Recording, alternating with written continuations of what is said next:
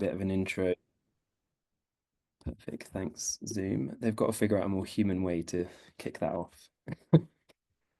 So guys, I think this really came about. CeeLo and I were brainstorming for a bit about what would be a really interesting topic of debate. I think CeeLo, you were really passionate about sort of what's missing in CX as something that's like a very pressing topic. And then I think we probably could have ended up chatting for hours and hours and hours on the we kind of did already, didn't we? But I think more broadly, we've been talking about customer experience, how customer experience is everything for what well over a decade now, right? And I think what that while that is true, it still feels like not much has changed, right? It still feels like we've not yet reached that peak of CX and the customer truly being at the heart of everything we do. And I think that sort of really ties to like I guess the change in perspective that we maybe need to start thinking about and that CeeLo's sort of very brilliantly brought to the table here today around, perhaps it isn't how we're doing CX better, but what is missing from the process and how we're thinking about it. I think it's really become, a buzzword. Everyone's talking about journey, personalization, empathy, but we still sort of have friction, forgettable experiences, um, very same across different brands, right? So I think really keen and interested to get into the discussion today. We've got a few topics and things that we'll throw out, and a few different perspectives, but feel free as we sort of go, everyone sort of jump in. We still want to sort of keep this as a round table chat. I think I mentioned empathy there, right? And as one of the buzzwords that's tied to CX. And I think there's such misconception or misalignment around empathy, how it's applied, right? And I guess what the rightful role of empathy is within CX. So perhaps CeeLo, maybe I'll hand over to you to sort of kick us off around that as a starting point. Yeah, sure. Thanks, Ryan. So I guess where this came about, if I sort of look back at the last few years in between working with brands and also sort of the judging and seeing how CX has evolved, if you look at the core definition of what CX is, according to the CXPA, the CX Professionals Association, the global body, it's all about the total experience, perceptions of the customer's experience of all the touch points, all the interactions that customer has with the brand. Now, the intent is there to use that as a way of gauging, did people get what they needed? Were their needs fulfilled? Are they satisfied within their experience? But having seen, especially like even this year and last year's judging, the industry is so focused on measuring, and there's nothing wrong with measuring, success. It's just that like the bulk of it, from what I've seen, is always based on getting people through a system, conversion, selling something, which rightfully helps businesses grow, retention, etc. But it's not really always genuinely for the customer's interest. It's actually first and foremost for the business. Now, of course, the whole point of CX is to make it aligned to the business's bottom line to drive growth. But we call it CX, but sometimes it doesn't feel like that. And let me give you an example. The category I was judging just last week in the UK Customer Experience Awards was customers at the heart of everything, which I think is very relevant to this. And there were lots of different entries from fintech to logistics to retail, etc. Lots of sectors. But do you know what? The one that actually won was a funeral company, surprisingly. And it was a funeral company called Aura. And it was the first time where me and my fellow judges all found this very, very rare example where you had a business that started because of a very human need. In fact, it was started by the founder, James, who became paralyzed, and he was trying to figure out his own kind of, who to use and plan ahead, right? For his own funeral. And he found that the market was full of, honestly, quite dishonest businesses that tried to fleece you. So he was like, I'm just going to build my own. I mean, first to start off for myself, but use myself as the customer to like then build this business. And his whole entry won because basically he was able to go, what are the right things to look at? He defined success not just in terms of the stuff I just mentioned, but they basically looked at the whole customer journey and the whole customer experience and go, not just functionally, where are the pinch points, which is what the typical kind of playbook does. He actually put his himself as the customer and went, where are those unexpected moments or those moments where actually it's not just about me, it's also about the people around me, like my families, my friends who are also involved in the planning or the execution part of the process. How do we make those moments either less painful or more genuinely empathetic, to the point where they would change not just the comms, but certain aspects of the experience where, the staff members would go out of their way to really help people be by their side. And even down to the point of how they cremated the ashes, how they handed them over, the way they did it. It was all very, very meticulously done, thoughtfully done, and had very, very high measures of success beyond the usual stuff. And they won because it was genuinely human. It was genuinely empathetic, and they came up with innovative ways to measure and to demonstrate empathy, and also, of course, measure the kind of success for both businesses and customers. So I think that gave me hope because it's really nice to see that there are ways to do it. And it's not just helping the business and call it customer experience by helping customers get through a system, but really thinking about where are the kind of high and low points of an experience. And it doesn't have to be funerals, it can be any industry, but kind of being empathetic to what people's needs are. And more importantly, recognizing that people, they're not like faceless numbers. Like they actually have multi-layered needs and are multifaceted people. And so actually, it might be nice when it's not just one size fits all. And actually, we might have a nice way of either working with them or indeed measuring or walking with them, with respect to what those highs and lows might be. It's almost a bit like as you're talking there, Celia, I'm thinking of like what I'd sort of classify as like the difference between process or framework. Process being something that's like much more rigid and has steps and script and a flow that someone needs to follow versus a framework being more of a structure you can work within and principles perhaps that you work towards. And maybe there are certain steps within a framework that you may have to follow at certain stages, but there's a lot more autonomy and ability to flex that framework to the right situation. Um, the other example I always think of here is Octopus Energy, and there's the famous story of them sending someone flowers when their spouse died. And it's like, what are the points across an experience that we almost don't want to define what our sort of process or framework or policy is because we want to leave that up to the individual dealing with the moment in time, right? Yeah. The other one that comes to mind as well is the Ritz. They've got their famous policy, I think, of like £2,000. Every employee, I think, has a £2,000 budget that they can spend how they see fit to serve a customer, right, in the moment, in the way that makes sense. Yeah. I think all Um, the examples you've given are really good. In fact, Octopus was one of the kind of candidates I judged last year.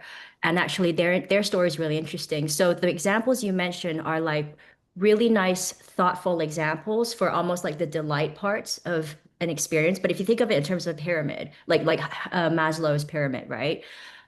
You're talking about the kind of higher order, higher level, more emotional, high touch ones, which is absolutely essential, especially for brand distinction.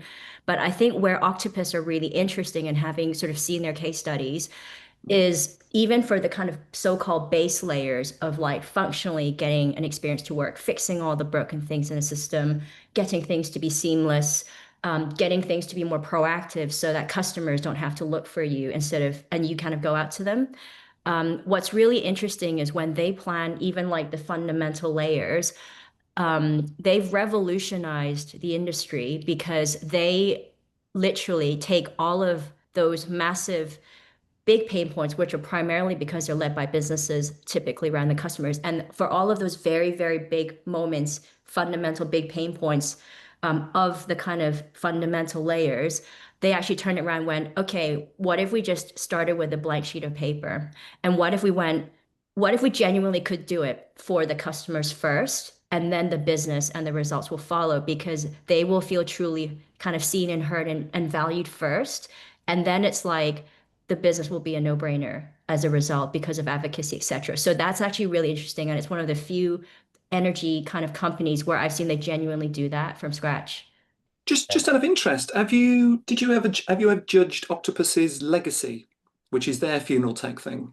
No, actually, it's interesting because Octopus tend to enter quite a few of their projects. I didn't get the legacy one, but I got more of their B2C ones. All right. I And mean, more pure energy, sorry.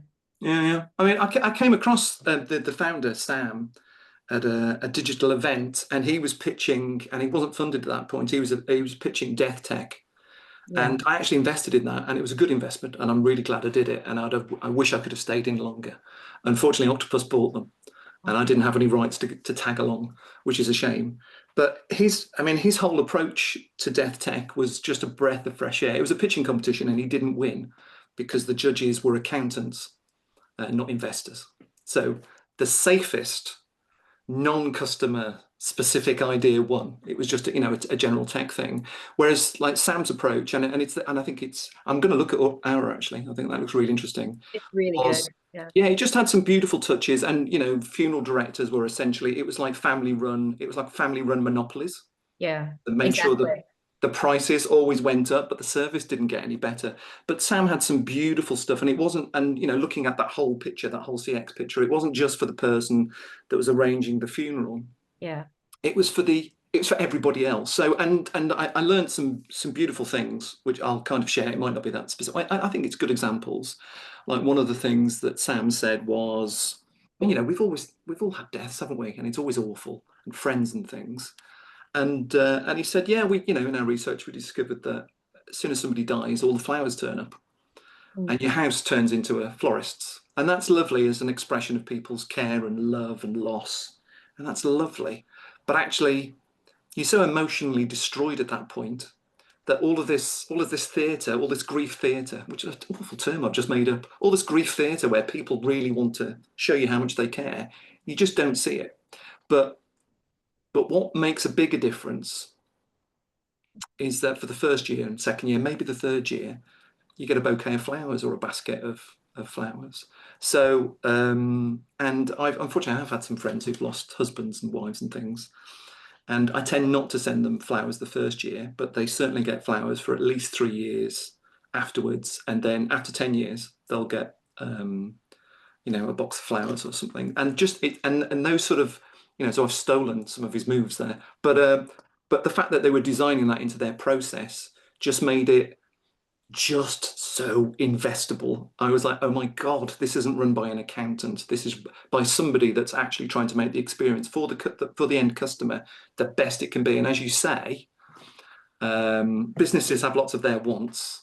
We want growth, we want money, but unless they actually deliver something for their users, they're never going to get that. And I'm constantly trying to advise clients this. This is like my drum that I keep beating. And what did you say? By walking with them and actually delivering their needs first, the money will follow, not the other way around, which is why I tend to have interesting conversations with capitalists who are just looking at the money. I think it's really challenging, right? Because I think you make a really good point there, Jez, right? Ultimately, any business really exists to serve a customer. And Mhm. like whether that customer is a business, another a consumer, like an employee, like any business really exists to serve a customer, right? And it's really interesting, I think, when you start to sort of get into the weeds and the detail of how organizations are set up, and what their whose ego is making the decision, or whose ego isn't making the decision, or what data is driving that decision. And Sila, you made a really interesting reference before, back to sort of the pyramid and like the structure of needs and things like that, and it really sort of makes me I guess think about the question around, like, are businesses really, like, are we set up to fail? Are we thinking too restrictively? Are we focusing on the wrong element of the the problem or solution, right? And I guess like, yeah, at what point do we need to sort of stop? And to your point, with Octopus, was it Octopus or Death Tech you were talking about, Jez, where we were like, right, we're just going to start from scratch, right? And we're going to like layer that into the way we sort of think about what we're doing and how we're delivering and who we're delivering for, which I guess is the key point, right? I've got to drop, so can I be selfish, Alex, and just No, quickly I check was in? going to say you go first. There's a couple of bits, and I think, Solo, you raised some really interesting questions. The ones I want to literally just drop and go, and Ryan, I'd love to pick up, and Solo, I'd love to pick up this conversation again outside it. So I think I agree with what you're saying. One of the things that certainly I've learned over the years is CX, we earn our money when things go wrong. And I think, that there is very little distinction today in trying to pick that up. I'd also say that there are what's really warmed my heart. Yeah, Octopus is a really good example, but there are plenty of these organizations that find their niches in what CX is. One aspect of a service, and then they drill down that and make it amazing. If you look at Monzo's success, Monzo did nothing other than go, how can I make this interface a little bit more interesting than it was before? So the same products, everything, in effect, anything, they're not as good a product in terms of financial capability as the Barclays or any other big four. However, they cared about something and that manifested itself through. And I thought that was absolutely brilliant. And there are more of those organizations coming through. But my point is competition is what I find is because it's relentless out there. Absolutely. And we all know this, right? All of our clients are going, we want to do more for absolutely less. We can't, give that love and that attention to the things that we're doing. And it's making our job a lot harder in which to do that. So that's why I think some of those, what I tend to steer on is find the problem that you most care about that sits within your end to end. You can't fix it all, but let's fix that one thing. I'm dealing with a hospitality client right now. I can say at Premier Inn, they're well known within Cognizant, so there's nothing hidden there. And we're spending a lot of time with them to say there are certain aspects of your journey that you should absolutely make digital, and there's certain aspects of your journey that you should leave alone. Booking, the booking experience should be, I get you to a certain point in your booking journey, and then I get out of the way. And let that be, that discovery piece is absolutely important. We've got an exhibitor client that came to us and said, we want to digitize absolutely everything of an end-to-end point. And we go, but the point of coming to an exhibition is discovery. I come to it to learn and not to be curated and have mindless individuals following themselves around. So I totally get where all this has come from, and I'd love to spend some more time unpacking it. The final thing that I would say is a term that we use a lot of our clients, and I'm wondering if anyone else is saying is being less human-centric and more humanity-centric, because that humanity angle is much more deeper than just does a human being like this. And to that wonderful example that you showed, Silo, in terms of how they thought a little bit more about the humanity of the product that they're doing, not just the outcome of where it goes to, chimes all over. I'd love to chat more. And I'm really looking forward to seeing this, Ryan, manifest itself in something beyond this. But I'm sorry, I am being pinged. I've got to No, go. you're good. You're good, Ray. I think we're gonna have to get you back for a table in itself. So No, see you, mate. lovely to meet you, Alex and Silo. Bye-bye. Happy to meet Ray. Alex. I think it's thinking about the rigor. If I think about, say, when we worked together, CeeLo, the budgets for CX was so much bigger and there was not so much pressure to show this immediate return. Like brands were really sort of exploring and wanted to go, well, what bits could we change and what would that look like? And I think obviously since lockdown and things like, the economic crash or whatever we want to call it, cost of living crisis, we're living in a world now where as CX people, we're having to operate within quarters, financial quarters, to show if we do this, what immediate return can we get? And that is important. Like I've been spending this morning and last night writing effectively a business case for a CFO because we want them to invest in stuff, and we need them to understand, look, you really do need to do this because it's experience is a business differentiator and will drive greater revenue, and that's competitive ground. But it's very difficult for them to sort of understand that unless they really see that connection between, right, if I change this button, that will drive this return, which will give me this. But I think both you, Jez, and Ray made really good points. some bits of the experience you actually can't measure, but they do have a really positive impact. Like your example, Jez, with the flowers, I think is a really beautiful example. It's actually doing that little bit that makes that person go, oh, they really actually looked after me, and it builds those memory structures that actually then build long-term value. And if I think I've been a customer of First Direct forever now, I think well over sort of 20 odd years.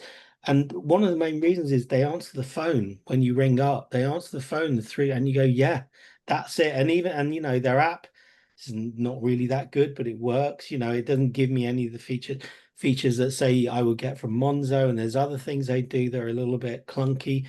But the fact that they always answer the phone when you ring them up and you can speak to someone at any time of the night, I really like that. For me, that's that dependability that I then really rely on. And then that subconsciously builds my trust in them as going, well, my money's safe with them because I actually care about having people on the end of the phone to speak to. And I think that is the thing. It's very difficult to argue as to a CFO and go, you should invest in that bunch of flowers, because actually, believe me, not that you want people to keep coming back because their family members are dying, but actually it is a really important driver of loyalty. First Direct, everybody, I don't know that many people that use First Direct, but everybody I know that does, because they must have mentioned it to me, are always madly loyal to First They're Direct and amazing. haven't moved. They're all really loyal. Whereas I'm a Monzo kid, and when Monzo first started, I mean, I liked the story, I liked the code base thing. I'm terrified of people like Barclays that were still running on 30-year-old mainframe computers. And I like being connected to my money. That's great. But when Monzo first started, you could ring them up, and wow, they had brilliant phone staff straight away. But as obviously they weren't doing particularly well, they needed to make more money. They obviously got rid a lot of the phone staff, and I had a particular problem, a slightly unusual problem.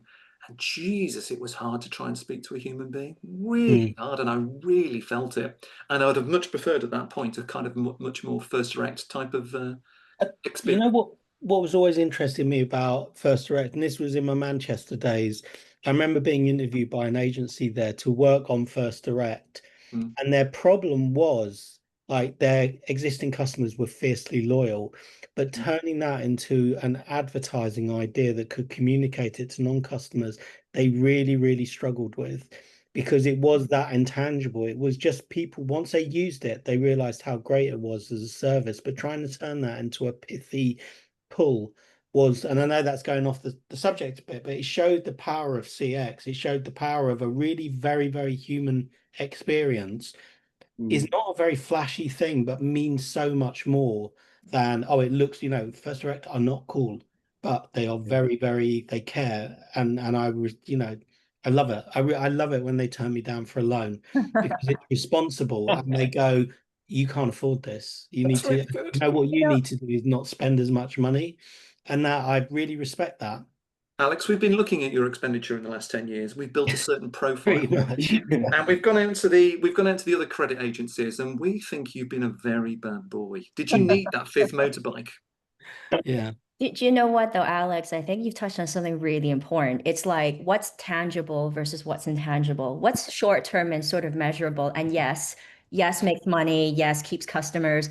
But the intangible, is actually, especially those high emotional stakes, high, like you think, okay, seriously, it's you see this pattern, right? It happens in all of those sectors that are well funded, but also have high emotional stakes. Health, like private health or hospitals, finance, like fintech services, funerals, like banks, housing, like all of these kind of big money, big investment, but high emotional stakes because it's your personal health, it's your personal finance. And those intangible things you're talking about only seems so-called like intangible because it may not have a metric. But actually, I've been digging around and I've been finding lots of interesting research by BNA and Field, and also Yeah. Harvard Business Review. There's a couple of bits both of those groups have done where actually they've been able to go, do you know what? Those intangible things that create emotional value by customers to their brands, and especially when it's like repeated over time. So it's like earned trust you're talking about. That's the stuff that actually drives long-term growth. And there's a really good HBR study that actually shows by industry, so fintech, automotive, etc. Actually, the percentage of growth in kind of long-term customer value for when they feel super, super, super genuinely connected, like earned connected trust, with their brands. And so it's not tangible in the here's a button and it'll bring you this many whatevers, but long-term customer lifetime value, though, which is the long kind of growth actually, rather than the immediate, it feels like both are quite important. And I agree with you. I think it flexes across different, depending on which industry you're looking at, like a bank versus, a funeral kind of company. It's good that they're specializing to the point earlier of like, companies find their own CX niches of like, what's the big thing that matters most to customers, and then really acting on it. It really shows it works. I think Ryan, you made a really good point earlier, like the commoditization of CX and the commoditization of like digital products Mm. is a real shame because from a business perspective, I think if you're running an agency or a consultancy, it's a really good business model, right? You just pull off the shelf templates, that'll work fine. I get that. But from a brand building, long-term value, to your point, CeeLo, it's terrible because actually you will become commoditized and actually then it becomes about price or it becomes, not about value. The last thing a good brand wants to be talking to anyone about is how much their product costs. They want to be talking to them about how much you get out of this product and why it's better than the other one and it's worth the few extra quid you feel good about paying for it. And Mm. I think that's the challenge for us as CX. My cynical view is people aren't investing in CX because they just don't know how the business model works. And that's because I think their head is in the wrong place. I Because it is, CeeLo, we were spoiled when I think about what we worked on and the budgets they had to do something like that and really look at every single bit and go, well, what if it could be better? And actually, why not? Why don't we do it? Those days I fear sometimes are gone and I want to get back to them. That is my wish. Isn't the matter of this, and you spoke about this earlier on, Alex, with your proposal, where you're trying to convince a financial director that it's worth putting money into things, but the Mm. financial director is obsessed with dashboards and data and proving that every bit of money that goes in leads to more money, and that's when you've got a financial director who's looking at operational costs and Yeah, he's actually being sensible, right? He's stopping yeah, the business from very. spending stupid money in very uncertain times. And I completely get that. That's absolutely fine. And it's slightly more mature. But the difference between, I mean, you could argue that the financial director's possibly got a little bit too much power. And is just looking at he's looking through the lens, his money lens only. Whereas if a company's more leader led, and that leader's trying to do something different and actually build a company that's going to have a very different brand and is going to show customers a different type of value. To going back to what you were saying, Ryan, about the sameness, there is a lot of copy paste, slightly different branding, and you're like, oh, okay, it's all the same. Whereas leaders want to build a completely different thing, which is what I think Sam was trying to do with Guardian Angel, I think it was called. It's now called Octopus Legacy. And what your financial director friend, client, is going to be most concerned about. And so I mean, I guess the trick for you is how you can get your financial director to look slightly wider and speak to whoever's leading the company and actually look at some of the things, as you said, that can't be measured. I think they're doing the right thing. Like you said, CFOs will look at the world and go, you know what I don't want to do is us lose money and then I've got to go through the pain of letting people go and then that's a there is always empathy in every business and that is the thing. And I think it is showing them why this is a good idea and actually surfacing those metrics like brand building, like in UX brand building isn't really a thing, it's not a measure. Whereas actually in CX, it absolutely should be. It should be contributing to long-term, repeatability in terms of custom and advocacy. And that's on us. Our job is that we've been too lucky for a long time, and actually we need to get better at explaining why this is a worthy investment, even if sometimes it can be intangible. CFOs will see the value in it if you can tell them that story in the right way and they can see how Mm, it fits together. mm, I think I think that one of another, the biggest challenges I think that I've seen with so many brands, and even still today, we talk so with a product-led company, right? We talk a huge amount about having a product-led mindset, and that's the way we need to think, right? And we'll talk about having a product-led mindset um, with customer centricity at the heart of that, right? So we build our products with the heart, with the user at the heart of it, but we very rarely talk about a customer-led mindset. Um, and I think the difference for me is a product-led mindset typically is um, is typically quite reactive, right? Not all the time. Sometimes products are, like the Monzo example when they first sort of came out, that was very proactive, very sort of leading with a point of view. But typically, a product-led mindset is, I would say, quite reactive, right? There's a product out in the market, we test it, we get some insight, we iterate and continuously evolve from there. Um, but we very rarely, with a product-led mindset, have a very sort of proactive challenger point of view unless it's at the heart of that product's inception. And I really like your example, Al, from I think it was from the BBH days with you and CeeLo, right? Where the client is sort of standing out and saying, well, why can't it be better? And you're all sort of collectively as a team saying, well, how do we push the boundaries here? Well, how do we go further? And I think like that for me is that push into you, because I think you can have both, right? You can be reactive and you can hear and you can listen, but you can also channel that insight to enable you as a brand to become much more proactive and push with a point of view and be bolder in terms of how you go to market. And I think that maybe is one of the things I've certainly seen a lot is, you know, a lot of the sort of reactiveness without the balance of reactiveness as well to really add fuel to the fire. I think I think people that we forget had, custom.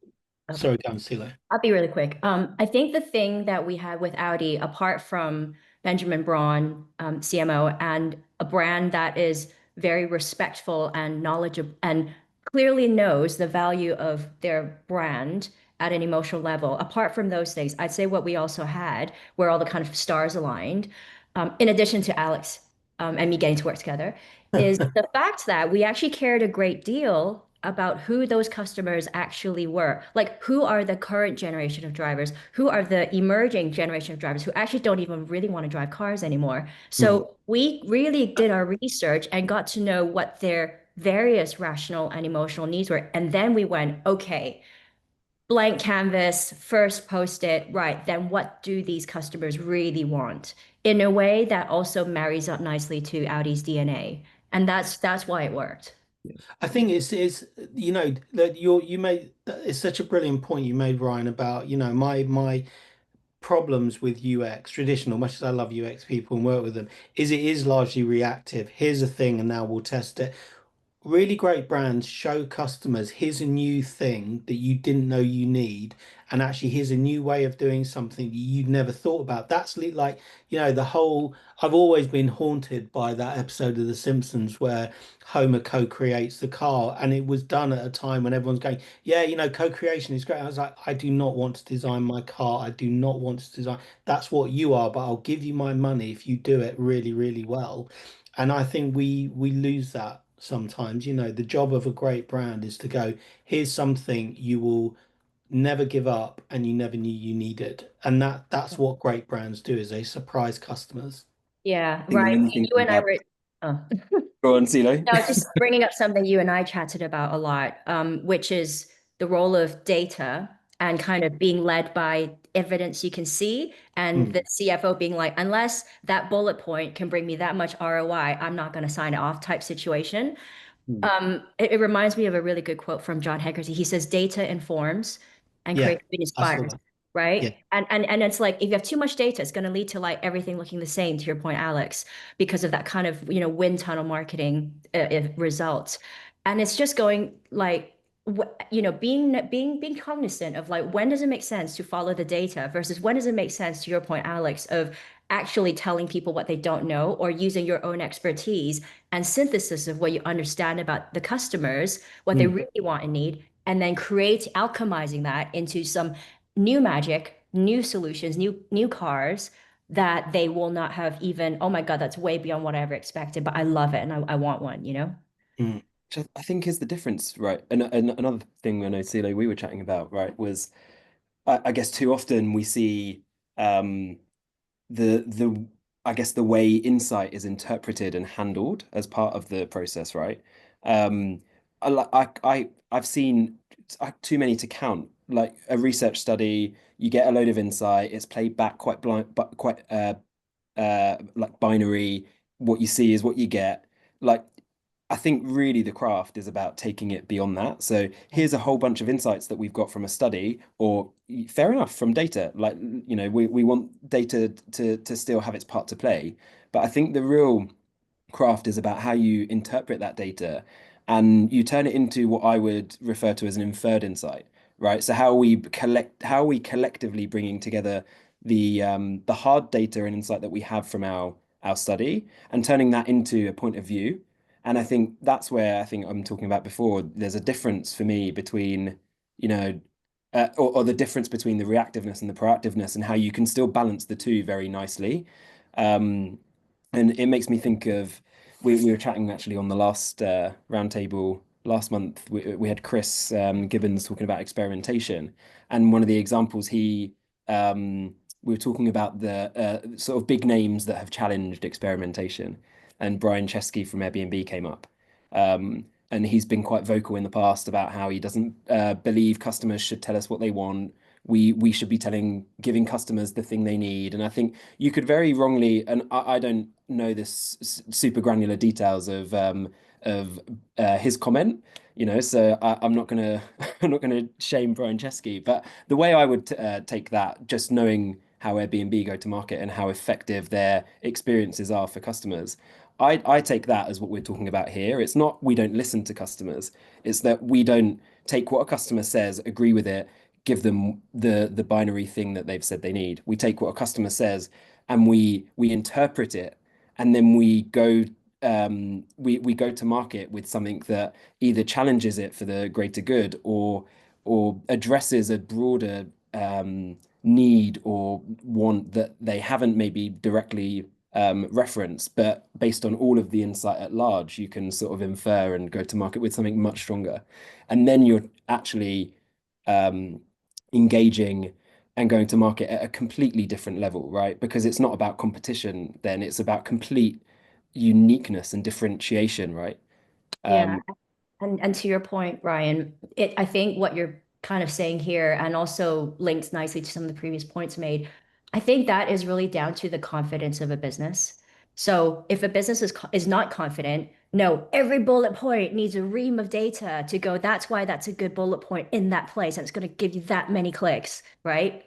And it's all led by every single feature has to generate a return, and it has to tick all the boxes of what all the competitors do, and right, but not in a customer like focused way. The businesses that are more confident, it's not that they don't listen to data. It's they're really smart about which ones to listen to and yeah.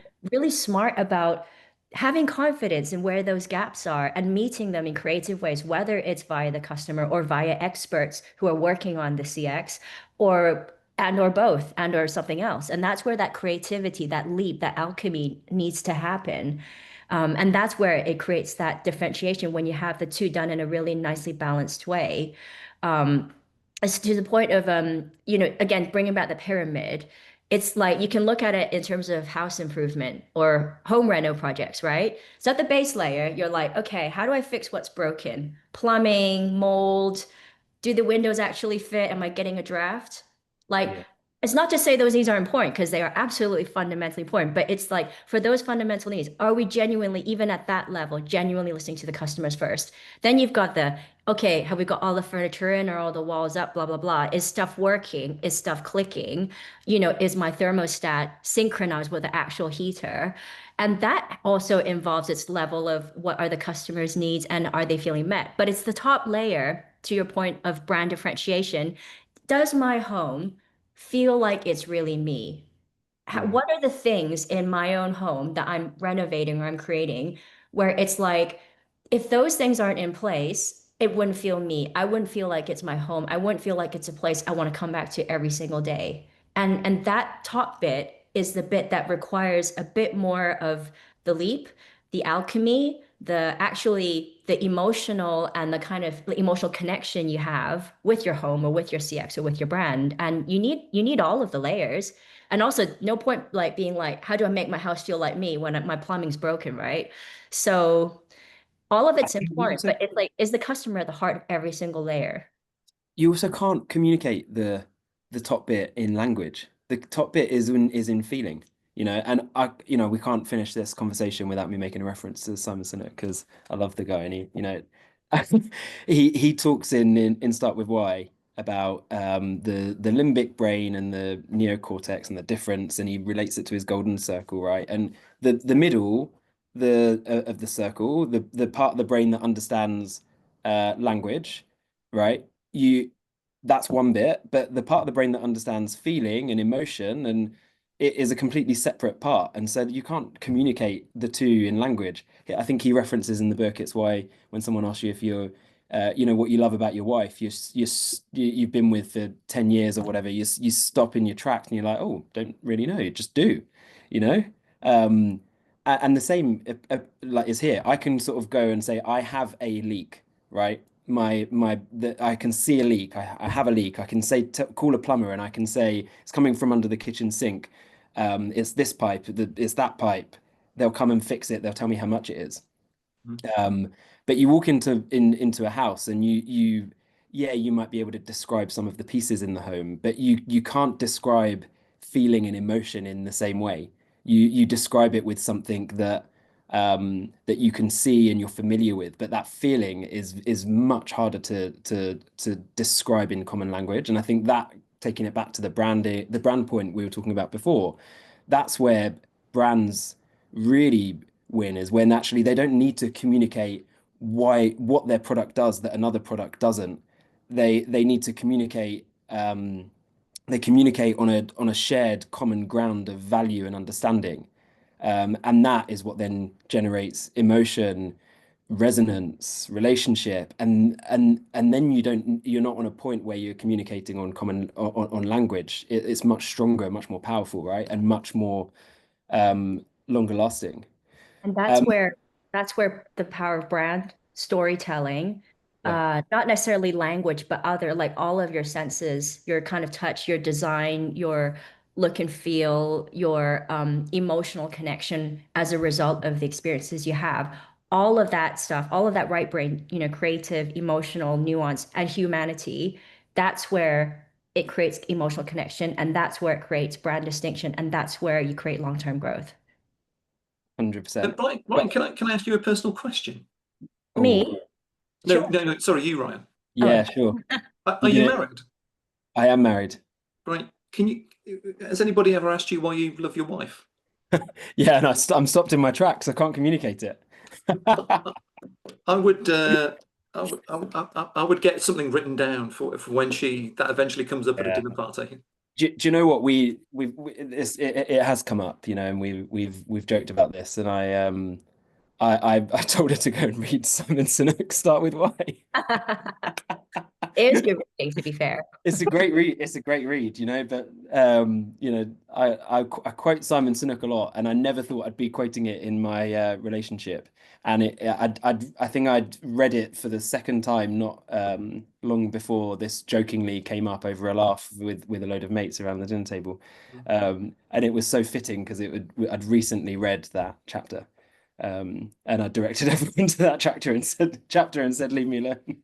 Isn't it wonderful when you revisit a book that you read like a year or two, when you were a different person a year or 5 years ago, and then you go back to it and you've got this fixed idea of what the book was saying, and then you've lived some of it through its lens, and you go back to it and you go, oh my God, I missed all this other stuff. Yeah, I so love there's that. an amazing app that before I bring us to a close, I'll give you a shout out, give the app a shout out because it taps into this. I've probably mentioned it to you before, but it's called Readwise, and it surfaces highlights from all the books that you've read. So if you read on Kindle, you can do your highlights. If you read a book like a real physical book, which I love doing, you can add the book and it will give you supplemented highlights, or you can also add your own highlights from the book and manually. And then every day it gives you five highlights a day. So it's resurfacing stuff that you've read. And I absolutely love this app. So yeah, that's the app you need, Jez. That sounds awesome. That sounds awesome. I've actually bought, because I've given at least 2 or 3 copies of this book away, so I've bought another one for me. Um, I I like to reread The Signal and the Noise occasionally. I don't know if you ever read this. It was like big maybe 10 years ago or something. No, not read this. Really, really nice book. Loving Nice this. book. Oh, well, Jez, I was about to say before we've not got long left, so let's do some takeaways. Maybe that's a nice takeaway. We've got an app recommendation, a book recommendation. Who's going to top that? I've got this annoying habit of writing things down, which helps me think, and I usually underline things that people have said, which kind of helps me remember what I've just been listening to. So CeeLo said very early, she said we use creativity to help people. Ray said, it's a shame he's not here. We earn our money when things go wrong. Alex said some of the CX can't be measured. Ryan, you said a product line led mindset leads to reactiveness. Here's the thing, and I think Alex, you followed it up with here's the thing, and then we'll test it. And we talked about those different attitudes, and I think I said something like it's the structures of organizations being run by the people are making decisions are run by different people for different reasons. So it could be finance, it could be marketing, it could be the data people. They were a bit of a tyranny for a while. It could be the former head of the company who's now been demoted in some way, and he just wants to carry on inventing new things. It's a bit like a soap opera. So good luck with your document, Alex. Really quickly, there was someone that we both know, CeeLo, Ben Shaw. He was our head of strategy at BBH, and then he went client side for a few years. He worked at a few businesses, and he said that that was when he stopped calling, instead of calling these places brands, he started referring to them as businesses. And he did actually say that experience of actually working for a business changed his perception of the role of strategy. And so when went back to agency land, he had that mindset. And I do think we have to be really, really mindful of that. We have to be respectful of the CFO who is going, I've got a balance of books. So make this count. You sell me. They're not saying I don't want to do it. They're just like, you pitch it to me then. Give me a compelling reason. And I think, CX, as I was a client service person before I was a strategist, and I think that helped me to build much more empathy with what are my clients going through and what are their bosses asking of them. And really thinking around. So if we recommend this thing, because, if you think about it, sometimes we're asking clients to make multi-million pound decisions, and you can't take that lightly. You do need to have that very grounded mindset, but that doesn't mean you should play it safe. You still should allow a brand to go, why don't we try this and see what disruption it causes in the marketplace? And that's, I never want us to lose that. I agree with you, Nice. Alex. I think it's not either or. I think it's and. I think what my biggest learning is we need to be more whole brained. We need to be left and right brained equally, and we need to be both long term and short term when it comes to talking to the CFO or the businesses of like there are more than one binary way to grow, Yes. and CX can actually help combine all of that together. Agree. Great quote that. We need to be more whole-brained, short-term and long-term. Mm. My sort of one-liner takeaway, I think for it is brand. I think for me, brand defines promise, experience proves it, operation deliver it, and I think it's the emotion that in terms of how customers, I guess, tell you if it mattered to them. And that's the really key piece. So that would be my sort of one-liner overarching CX takeaway. Excellent. Guys, this has been an awesome chat. Really appreciate everyone joining, everyone being so involved. I guess, yeah, we'll be back for the last roundtable of the year on the 27th of November. And we've got Vish Kapoor from Lloyd's Banking Group joining us to talk a bit about the work behind their major rebrand, that if you haven't seen it, go check some of it out. So he'll be with us on the 27th of November. And then, yeah, we don't have anything in for December, but we might do a little quick Christmas roundtable for anyone that's still around. But if not, we'll be back in the new year with hopefully a whole bunch of new CX BIMA CX network initiatives as well, not just our monthly roundtable. Cool. Thank you very much. So thanks so much, Right. guys. Have a lovely rest of the day. See you, Jez. Bye. Adios.